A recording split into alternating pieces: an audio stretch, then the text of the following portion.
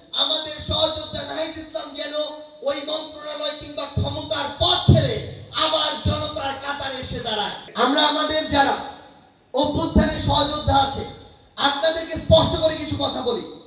আমাদের রাজনৈতিক দল এই ফেব্রুয়ারি মাসের মধ্যে আসতে যাচ্ছে।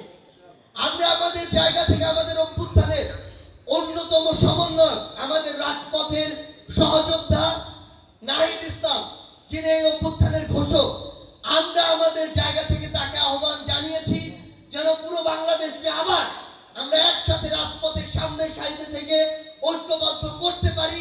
সেই জন্য আমাদের সহযোদ্ধা নাহিদ ইসলাম যেন ওই মন্ত্রণালয় কিংবা ক্ষমতার পথ ছেড়ে আবার জনতার কাতারে এসে দাঁড়ায়।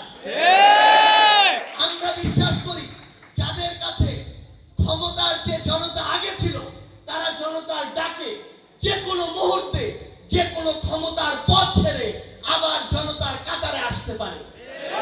আমরা অতি দ্রুত সময়ের মধ্যে আপনাদেরকে একসাথে রেখে বাংলাদেশে আবার নতুন একটি রাজনৈতিক দল করতে চাচ্ছি। সবচেয়ে গুরুত্বপূর্ণ বিষয় হচ্ছে আমাদের অনেক আশা আকাঙ্ক্ষা আছে।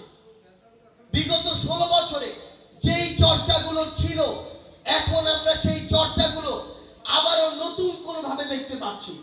স্পষ্ট কথা, আমরা একটা জিনিস অনুধাবন করতে পারছি, এই চর্চাগুলো যারা করে এসেছে তাদের রক্তে ওই চর্চা একদম মিশে গিয়েছে। সেই চর্চা থেকে বের হয়ে আসতে তাদেরকেই নেতৃত্ব দিতে হবে যারা এই অভ্যুত্থানের নেতৃত্ব দিয়েছে। এই অভ্যুত্থানের নেতৃত্ব দেয়া মানে কেন্দ্রীয় কয়েকজন নেতৃত্ব নয়। এই অভ্যুত্থানের নেতৃত্ব দেয়া মানে এই সোনারগাঁওয়ে যারা নেতৃত্ব দিয়েছিল আগামীর সোনারগাঁও বিনির্মাণে তাদেরকেই নেতৃত্ব দিতে হবে।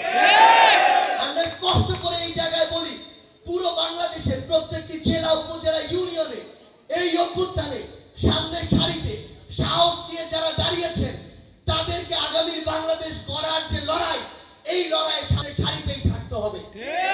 যদি আপনারা এখন সামনের সারিতে না থাকেন তাহলে অনেক সুবিধাবাজ কিংবা আপনার যে তুলনামূলক অযোগ্য কিংবা আপনার যে কম দেশপ্রেম যারা ধারণ করে তারা আপনার জায়গাটা নিয়ে নিবে। আপনাদেরকে স্পষ্ট করে একটা জিনিস বলি, এই বাংলাদেশে চাঁদাবাজি ছিল, চাঁদাবাজি হচ্ছে। এই বাংলাদেশে সিন্ডিকেট ছিল, সিন্ডিকেট হচ্ছে।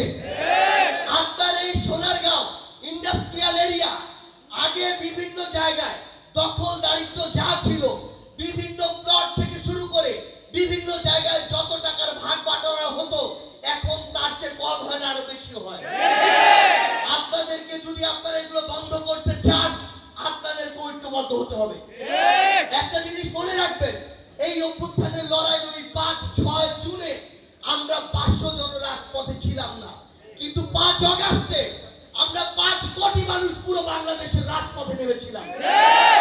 তো সময় দিতে হবে, রাজপথে থাকতে হবে, সাহসিকতা থাকতে হবে।